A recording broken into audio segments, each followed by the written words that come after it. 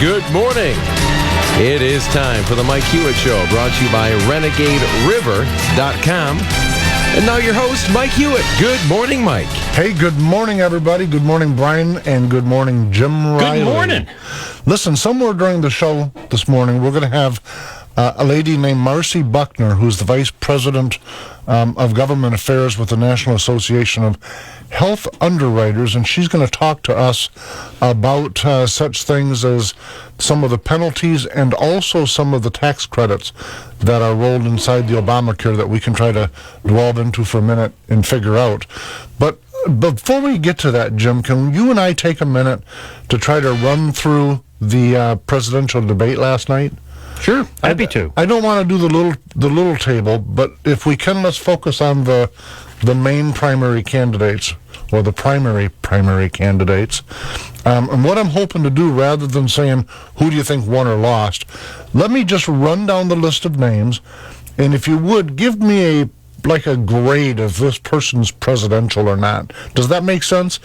So I'll say, for instance, is Trump on a grade like in high school, an F through an A. Is this guy, does he hitch his presidential? Okay, now that's to me a fascinating question, one that I was not prepared to answer, so I'll have to think away here. But oh my goodness, presidential as opposed to who won or who was going to get the nomination. Who is presidential? Yeah, okay. I want to know, when you look at them, which one of these people, and I'm not trying to say not one, I'm wanting to look at them individually and say, how does that person, some of them, frankly, just don't deliver the air of what I think a president is.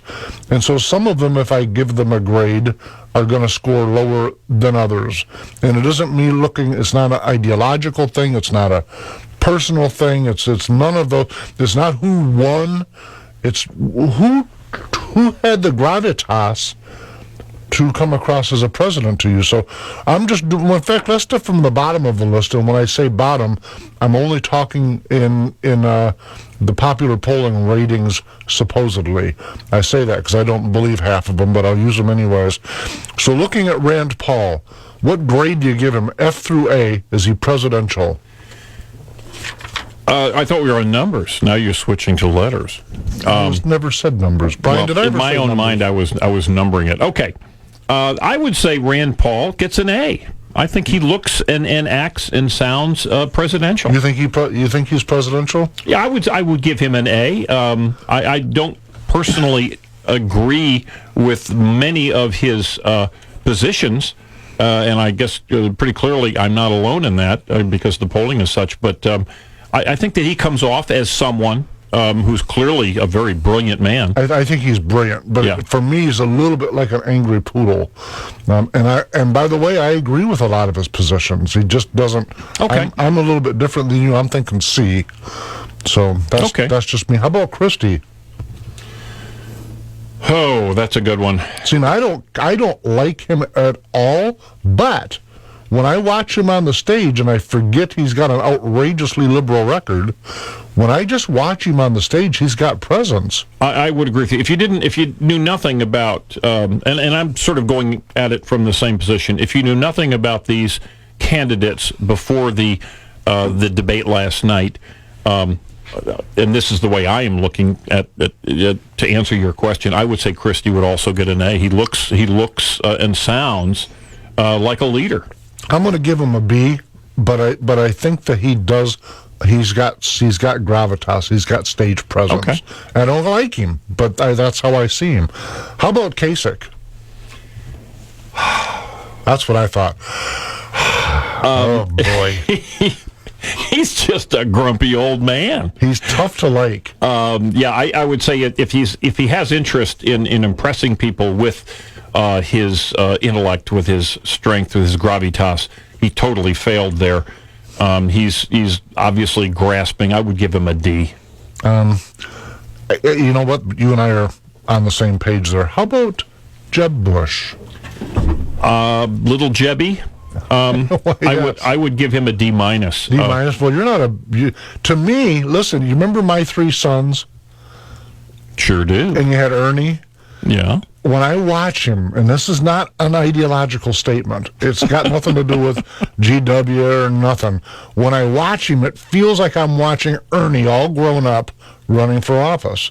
I just can't make that work in my head. There's something. One of the reasons that many movie actors get paid so much is because people just like their persona. And Jeb does not have that persona. You're a D-, right? I'm a D- on Jeb. Yeah, I'm giving him a D. Listen, is Marcy with us? Great, Marcy. Marcy, can you hear me? Yes. Great. Well, welcome to the Mike Hewitt Show. Let me introduce you a little bit again for the folks. I kind of did when we started out the show. Marcy Buckner, Vice President of Government Affairs with the National Association of Health Underwriters. Am I saying that correctly? Correct. Great. And what I'm hoping to talk with you about today is just some of the math, and I'm not trying to put you in an ideological corner, so don't be expecting that from me, although I certainly have a pretty defined ideological bend on this. But that said, if I just look at the numbers, I understand coming up, some folks this year are going to get a pretty stiff penalty, and while others may find a tax credit stemming from Obamacare. Is that on path with correctness? Yes, that is correct. So we are going in to the third open enrollment season. We're in it right now. Open enrollment in healthcare.gov plans will close on January 31st. And for folks that have not signed up for health insurance yet, if they don't, they will be facing a stiff penalty around, I think it's about $650, or a percentage of their income, whichever is greater. Of course, the government wants more money from you as part of the individual penalty if you don't sign up for health insurance. So that has gone up. The first year it was about $97, and as we go along, the individual penalty will increase. So it will cost you more as a tax penalty if you don't sign up for health insurance as we move along further into the implementation of the Affordable Care Act. So is the tax penalty, by the way, I understand why we're using that term. To me, calling it a tax penalty is an outrage, but I get why we're doing it. But is the math on that, did you say $695? Yes, it's about that much so for an individual. So a person's going to pay $700 because they chose to have nothing. Correct. Wow, there's a bargain. There is a classic federal government bargain. Nothing for only $700. Hard to beat that anywhere. Right, and there is one safe harbor where if it costs more to you to get health insurance, if it costs more than 8% of your income to get health insurance, then you are an exception to that tax penalty, that $695, and you wouldn't have to pay that. So that's only if it would cost you more than 8% of your income, and you don't fall into the income bracket to get Medicaid. That'd be one of the great waivers we've heard so much about over the years. Yeah. Mm-hmm. Okay. Now I understand there's a credit also. How does that work, Marcy? Yes. So there are also the subsidies on healthcare.gov plans. So depending on how much you make, you can qualify for part of that cost of your health insurance to be subsidized. See the problem with the subsidy. Let me just stop you for just a minute so that I can stop my head from spinning. Sure. When I hear the word subsidy, I interpret it this way, Marcy. And again, I'm not trying to paint you in the corner that I'm in, but I hear, good news, citizen, you're going to get something that was stolen from somebody else a few seconds ago. Well, it is taxpayer money that's going into that subsidy to go towards someone else. They sure didn't take it from Mike Hewitt voluntarily, I can tell you that. So I think it was extorted. $700 that they paid because they didn't have health insurance, right? Yeah, but the numbers are warped. If I can get a maximum credit of up to $2,085, that's my understanding, then it takes a lot of people's fees at $695, several of them at least, to go towards what my credit can be. And I haven't seen the numbers in the chart. Maybe you can help us, but I don't know that there are going to be enough people paying their $695 because, frankly, if they didn't buy insurance, they probably don't have the $700 to start with, that are actually actually paying. I know they're going to get the bills and get chased down like dogs on the street, but whether that actually produces a bottom line that can go towards the contribution is an entirely another conversation. That is a great concern, and I always joke that I went to law school because I'm not good at math, but I can do the math on this, and You're right. It does seem to be that there is a huge gap here. Part of the problem with subsidies. Yeah, part of the problem with Obamacare and the exchanges is that the math doesn't work. It's never worked. None of the exchanges that I've seen are successful, and I might be maybe there's one somewhere. But in fact, I see contrary, that some of the states are doing their best. The ones that jumped in are trying to say, wow, where's the exit ramp? How do we get out of this? Yes, we have seen a few that decided to do a state-based exchange that have now defaulted back to a federal exchange. Kentucky was actually one that was pretty successful on their own, and now with a new Republican governor coming into office, he's saying, after just winning the election last month, that he wants to go back to take Kentucky back to a federal exchange.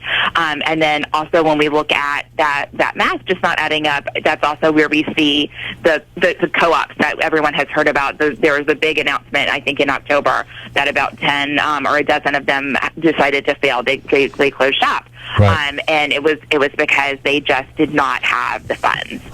Now, Michigan, we did the Medicaid expansion, which to me was the biggest absolute lie train wreck that I've seen in forever. And I say it that way because I think I blame government's involvement, specifically Medicare, on why as one of the primary reasons as to why our health care costs in America have absolutely skyrocketed. Some 1,100% increase just since 1980. So now you end up with like a $12 cotton ball for an overnight stay, and you go, why in the world are all of the intelligent people in America, all of the really well-educated folks that we've got plugged in down in Washington, D.C., why in the world are all these folks trying to figure out how to pay for something that's insane to pay for? It's like being gouged, and we're going, well, we know we're being gouged, so we're just going to pay it and move on and be happy, knowing that the paying of it will only increase the gouge. We've seen this over and over and over again since 1965. Yes, and unfortunately, the Affordable Care Act did nothing to try to control that $12 cotton ball. It was really focused on getting people health insurance coverage, but not actually looking at that cost of care. So listen, there's people driving down the road right now listening, and they're going, Mike Hewitt, you're well, nuts. I hope they're not driving up the road. Well, yeah, good point. But they're driving wherever they're at in their car, and they're thinking, Mike Hewitt, there's no such thing as a $12 cotton ball. Oh, no, there is. Overnight stays, when you look at the bills and you add up what you received for the bill, and you look at an individual Motrin tablet for double-digit numbers, and cotton balls individually, double-digit numbers. Six-day stay, $90,000. The idea that we've got the best minds in America saying, how do we pay this extortion, is insane to me. And Obamacare has made it worse, not better. Yes, and that's something I think the next administration, whether it's a Republican or a Democrat, obviously we just saw the Republican debate last night. Healthcare was really not a focus. It was obviously international issues, but the next administration, I think, is going to have to look at the actual cost of healthcare. If they don't, it will collapse. I'm convinced of that. Yes. The problem with that is, and by the way, I am a Republican. In fact, I'm part of the Republican Party as 2nd District Chair here in Michigan. I say that as a disclosure before I say the next thing, and that's that Obamacare largely came from Mitt Romney. This was a Republican invention in the first place, and it is an absolute travesty. I don't care what party or person advanced it. Yes, and I actually was in Massachusetts as Romney Care was being passed in the State House, and I left, unfortunately, before it went into place, so I was never a part of it, actually, while I was there. But it wasn't able to do what it was set out to do, but then also it didn't have the time to, I don't want to say flourish, but to really be implemented and try to function as it was designed, because then the ACA came into place and it made so many tweaks that Massachusetts had to change their system, and now we see them struggling as well as some of these other state exchanges that we see struggling. One of the caveats in terms of the fees and fines and tax advantages I want to ask you about while we've got you today. Is I understand that there's a 2.5% penalty that could be assigned to wealthier people, and I want to focus on that for just a minute, because it's always been fascinating to me when the uber left, not your average Democrat walking down the street, but when the uber left get into defining who's the richest people in America that should pay all of these things, they most often start with numbers hovering around 50 to 75,000. So when I saw this, wealthy or uninsured will be forced to pay 2.5%. Devil's always in the details. Do you know what that ceiling is for what they're defining as wealthy? I don't off the top of my head, but when we talk about folks making $50,000 to $75,000, those folks are just over the cusp of people who could be actually receiving a subsidy. So it's a very fine line who they're defining as being able to be subsidy eligible and then being a quote unquote wealthy uninsured. Fascinating. And it's like this big gigantic bowl of spaghetti noodles that are supposed to mean something organized to everybody, and it just doesn't. There's an asterisk at the end of almost every sentence I can find. Yes, and we're actually looking at another big asterisk coming down the pipeline. Last night it was announced that Congress is looking at a lot of tax deals as part of their end-of-the-year reconciliation budget deal, and a lot of it is are delays to other taxes that are incorporated in the ACA. So the medical device tax, the Cadillac tax, and the HIT tax, the health insurance tax that goes on to the carriers. So this is all something that's pending in Congress now, and these are all taxes that were set to go into effect, most of them between now and 2018 or just after. So it's another, once again, another way that they were going to be collecting funds to try to fund some of these subsidies in other parts of the ACA that now we're seeing may be delayed or taken away. So we're waiting to see exactly what that asterisk is going to say as far as whether these taxes will be implemented, and I think we'll find out by the end of the week. I yesterday evening, as a promo for you being on the show today, I went a little bit of a blurb about who you are and all that, but then I added to it, our side was wrong. Obamacare is worse than we thought it was going to be, and I really believe that. Well, I think there were a lot of tweaks and changes that went into the bill when they were trying to push it through. And of course, as Nancy Pelosi famously said, we'll read it once we pass it. And that just, we're feeling that now. We're seeing all of those pieces that weren't thought through that are now trying to be implemented, and they're trying to fit a square peg through a round hole, and it's just not working, and we're all feeling that pain. It's amazing to me, on a separate issue, that after she made that famous quip, that the folks in her district still vote for her. I just find that just defies gravity to me, that she would tell them, I'm going to vote for this and advance it and support it before I bother reading it. That's mind-boggling.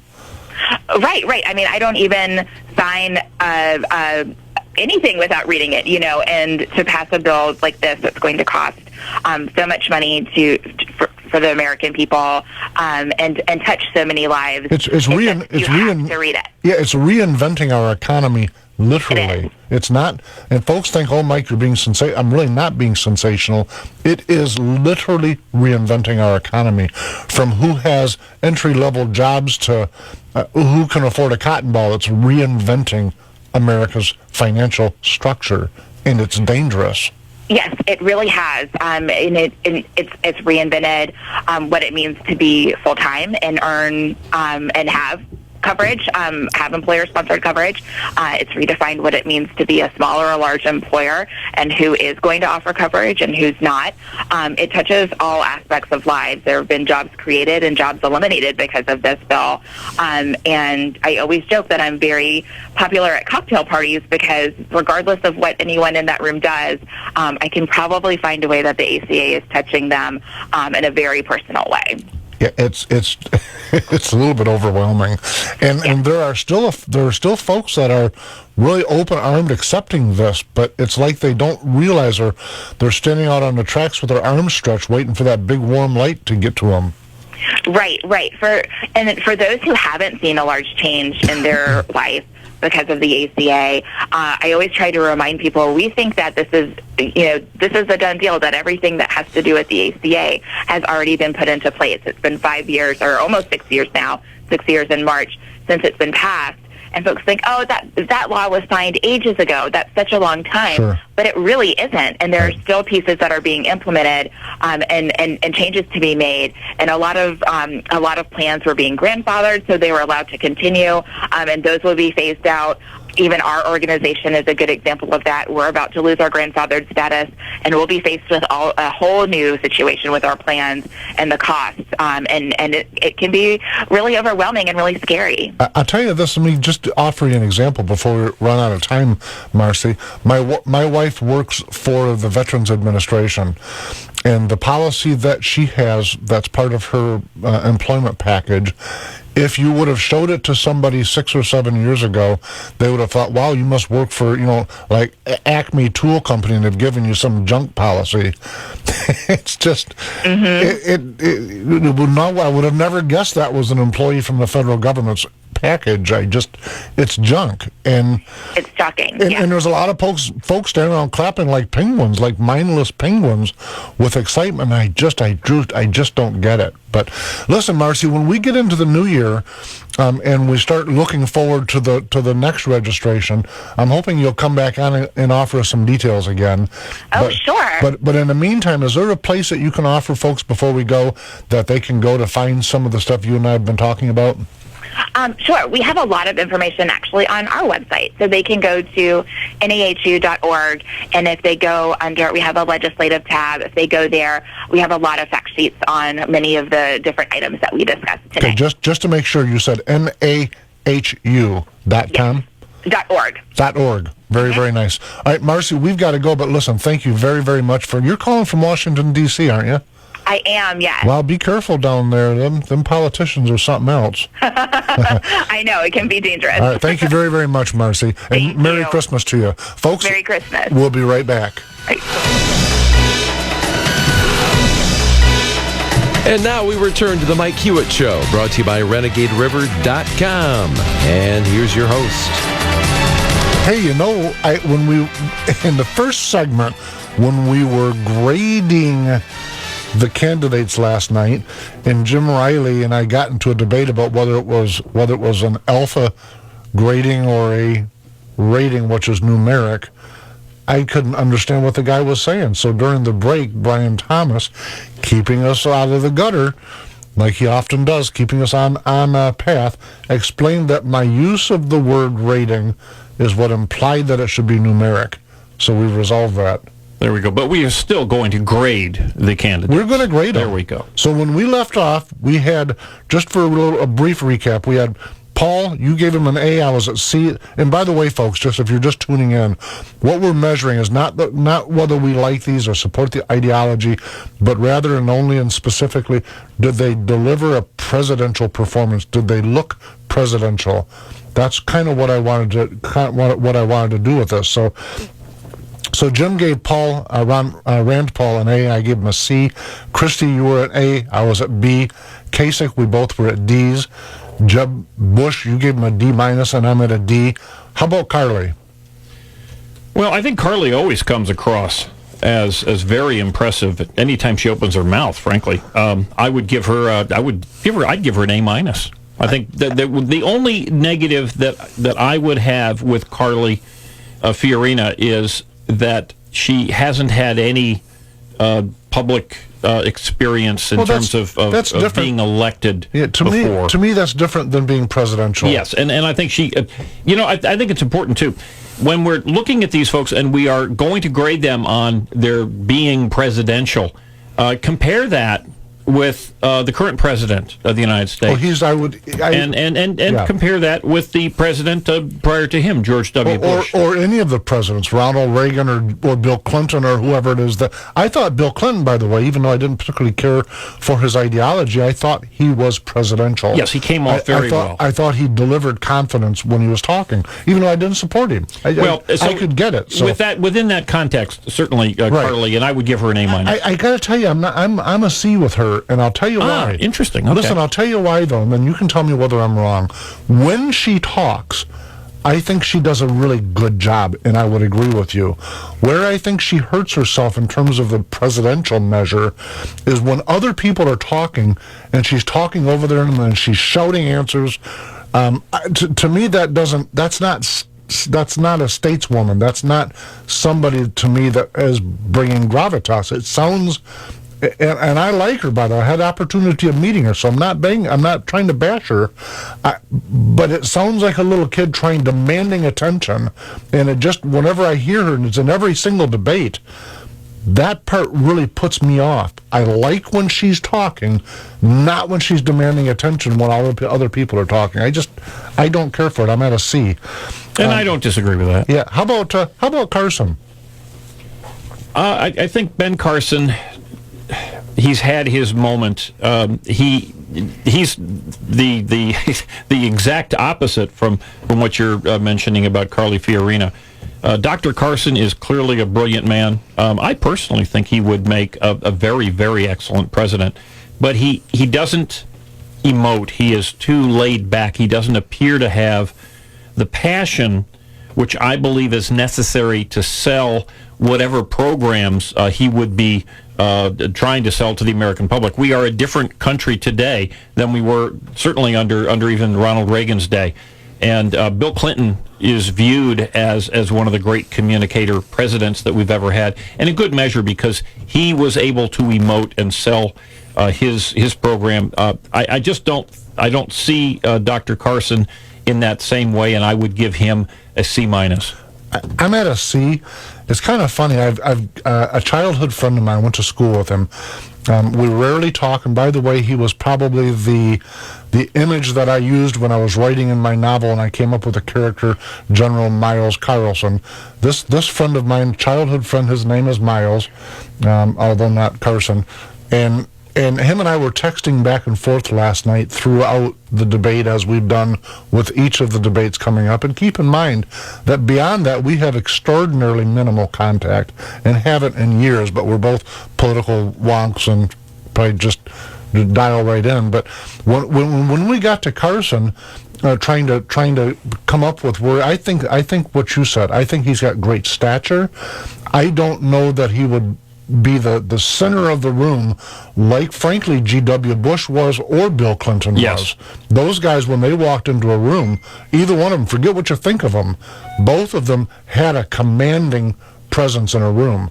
And I don't see him that. I typed back to my friend, I said, I think he's a great Surgeon General. I don't see him as president. And that's not me trying to belittle him or anything else. I think he's, like you said, he's brilliant. He just doesn't have that foundation delivery. Well, let me just respond to that, which I agree 100%. In today's world, we may be facing maybe tax increases. We may be facing, who knows, perhaps an expansion of the war that we're currently in. But we may be facing issues that the average American will not want to delve into, but we must be convinced in order to do that. Winston Churchill, of course, prior to World War II, was fought by virtually everyone on both sides. In his warnings about what was coming across the English Channel in Europe. And you need someone who has the verbal skills, the body language skills, and the enthusiasm and personality in order to sell those issues. And tough decisions are going to have to come down the pike. Anyone who is going to be our next president must have those skills, or he'll fail. He or she will fail. No question. Absolutely agree with you. So you're at a C with Carson, is that right? I think I said C-. Are you a C-? Yeah. Well, you're hard. Glad I didn't have you as a teacher. He's too laid back. He doesn't grab me. Rubio. Well, that's an interesting one. If I'd never seen Rubio before, I thought he looked good last night. I would give him a B. I'm with you on a B. He seemed a little uncomfortable in his skin. He was a bit, perhaps, like you were suggesting that Carly Fiorina was. He seemed to be jumping up, and of course we know everyone's trying to compete with Donald Trump. But I'd give him a B. Listen, when I think he's an absolutely dynamic speaker. I like some of his answers. He's more moderate than I am, and that's okay. But when I look at him, I think, what a great senator this guy is, because he's got the oratory. I always look at the Senate as the U.S. debate club, and I think he's probably in his element in that arena, although I hear stories that he doesn't particularly like the job, and I don't know that I don't know him.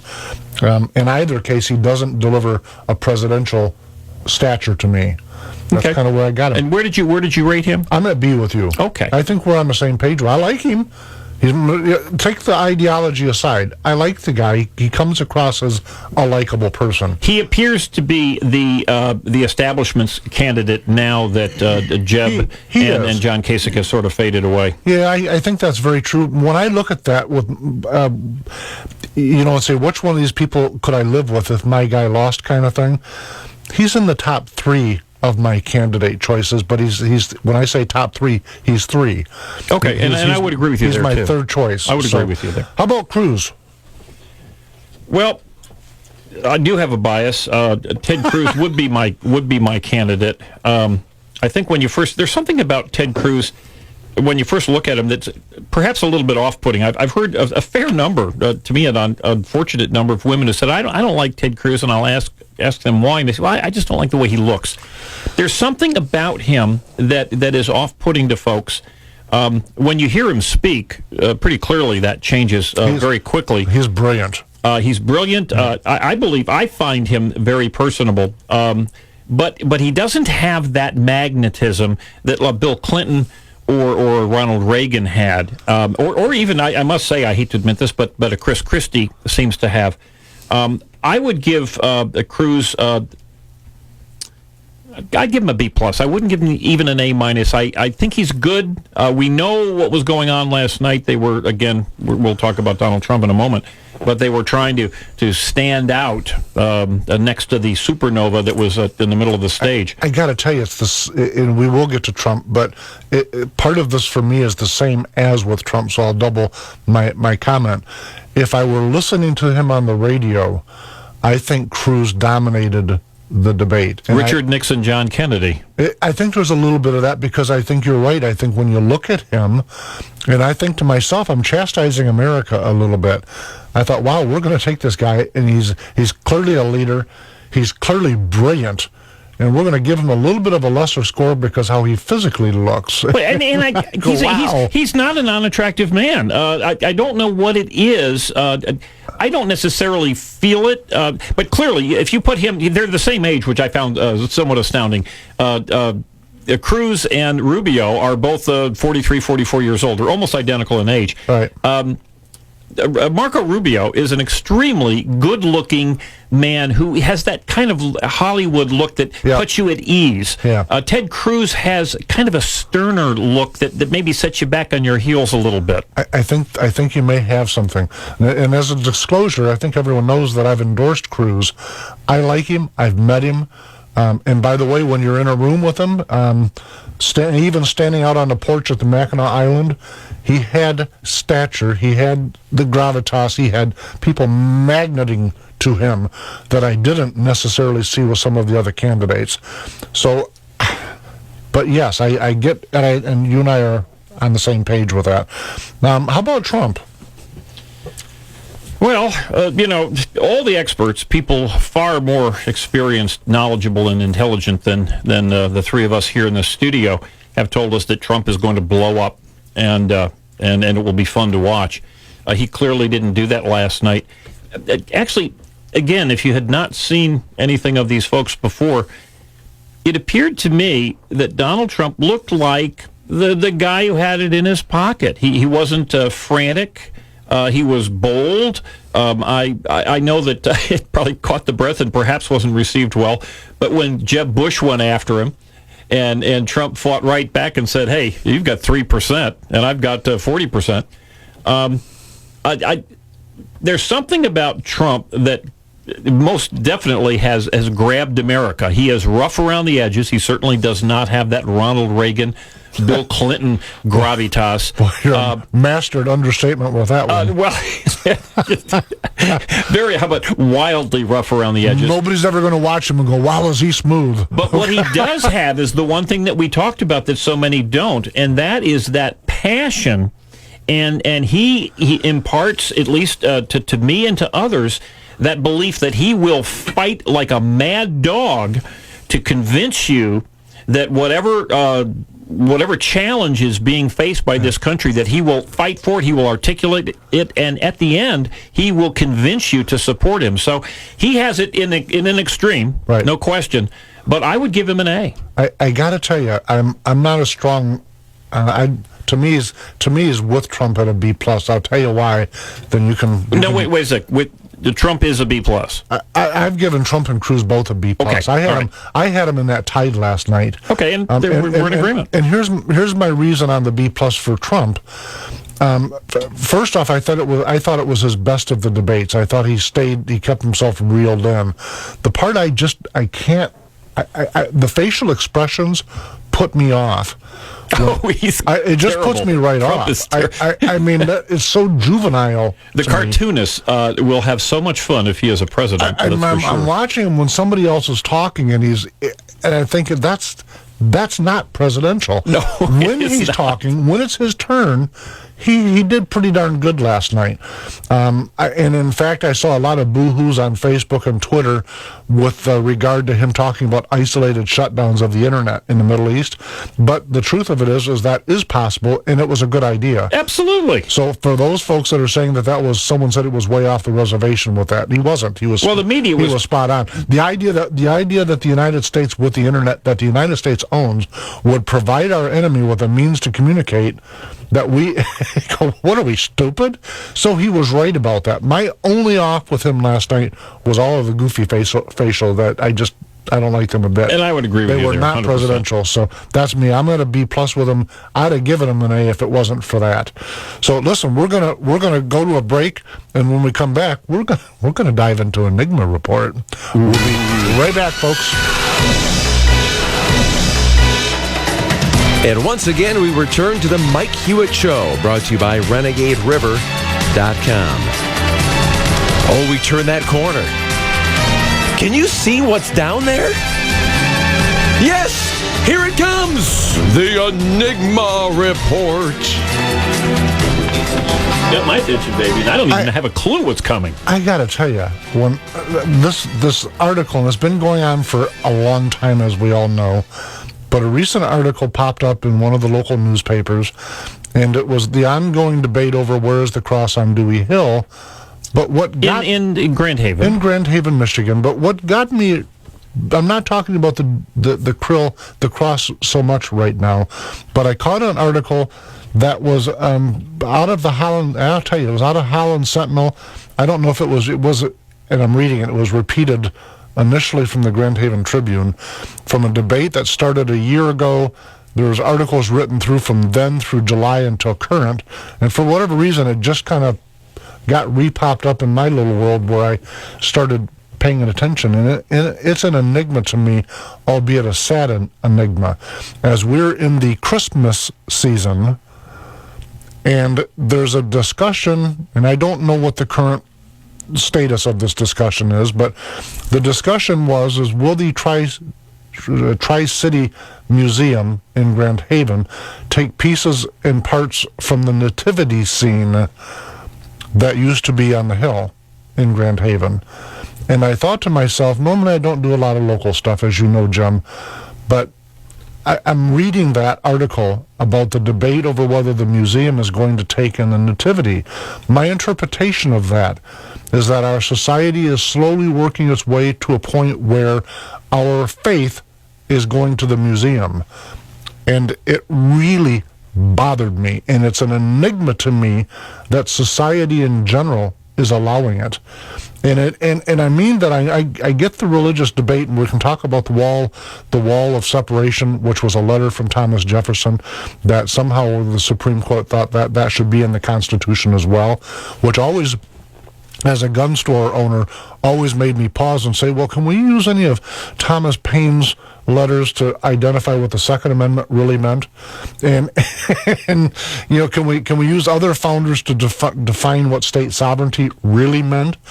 It to me is such an outreach to say that these things that were paid for with private money through a lease on public land are somehow an insult to somebody else's faith.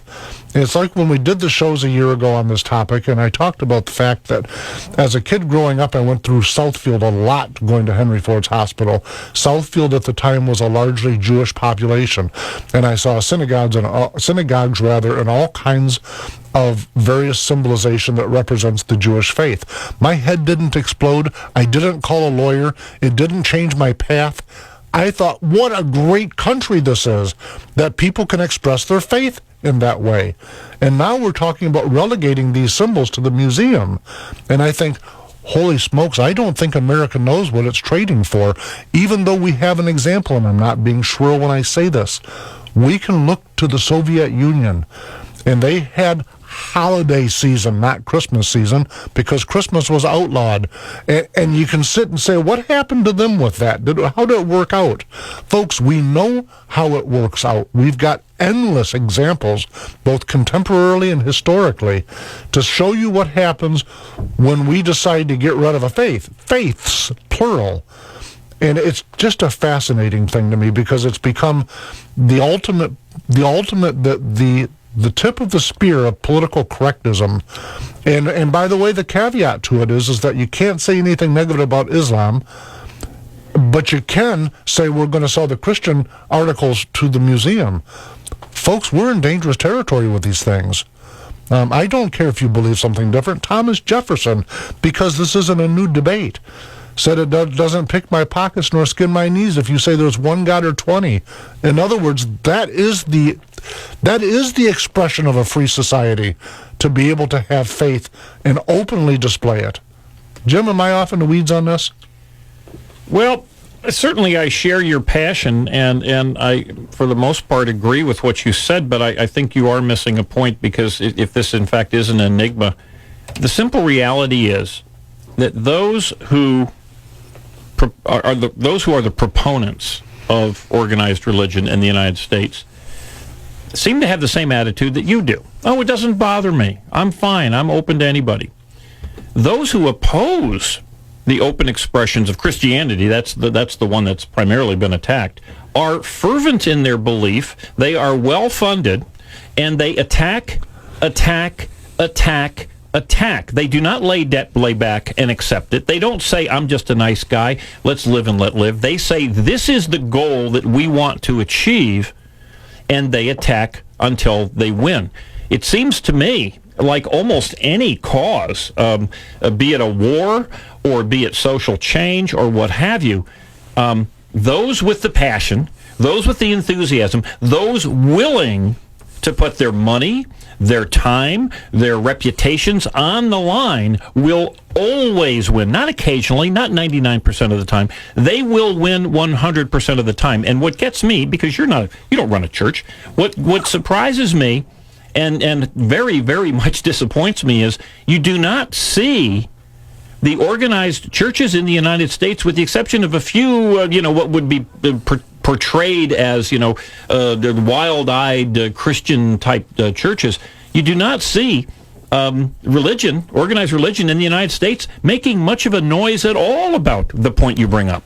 And I find that fascinating. And frankly, you're right on spot with the enigma, because I got to tell you, folks, I don't understand that. I don't understand organized churches. By the way, of any faith, I don't understand why the American public in total, and on that, speaking of that, let me stop at the American public thing for a minute.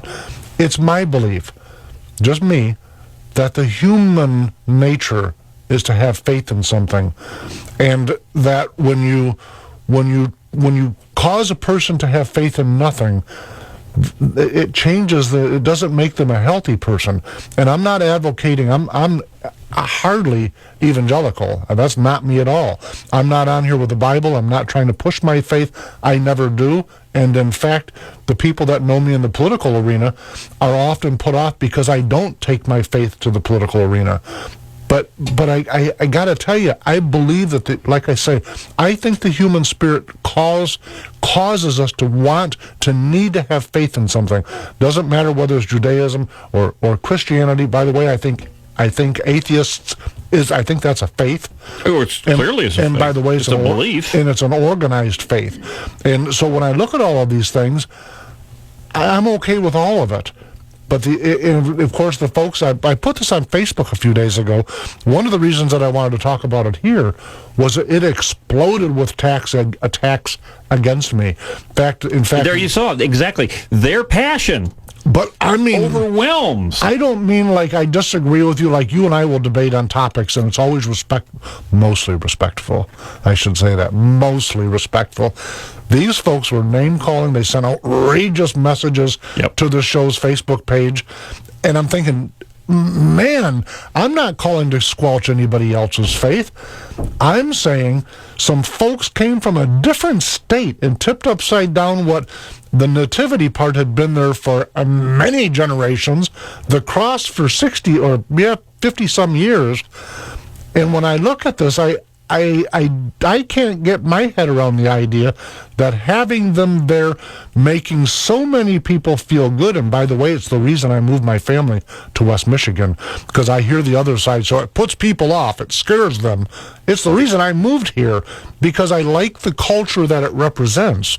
And it does represent a culture that it works better than southeastern Michigan, by the way. You didn't need to understand communism in order to recognize that it was trouble and to fight it. And I think therein lies perhaps the biggest mistake that we face here. We angst over why they think the way they think. I don't give a poodle about why they think. I know what they think. I know they will win unless we fight back. I think you're absolutely right on that. I think you're also right, Jim, when you question where are the churches on this. I think you'd offer a question. If you didn't, I will. Where are the churches on this? But setting the churches aside, where are the citizens at saying enough? When you went to City Hall over that, it was loaded, but loaded as less than 100 people out of a community that's got 10 or 15,000 in the general community area. Citizens didn't care. Listen, folks we're trading some big things away. And if that's not an enigma to you, if you're not scratching your head going, why in the world are we allowing this? Please get on the internet, Google up Soviet Union, look at Lenin, look at Stalin, look at what they did to people and what happened to their culture with violence and theft. I'm telling you, absent of faith, people are not nice. They just aren't. I don't even care what their faith is. That's been the lesson that we can draw from contemporary and history. So, folks, here's what I want you to do. Go to Talk Mike Hewitt on Twitter. Follow us at / The Mike Hewitt Show on Facebook. And also the show has got the MikeHewittShow.com that I got to tell you, I don't keep it up as well as I should. We're going to go to work on that. Beyond that, I'll be back on Friday morning sitting in with the morning show, and I will see you all next Wednesday.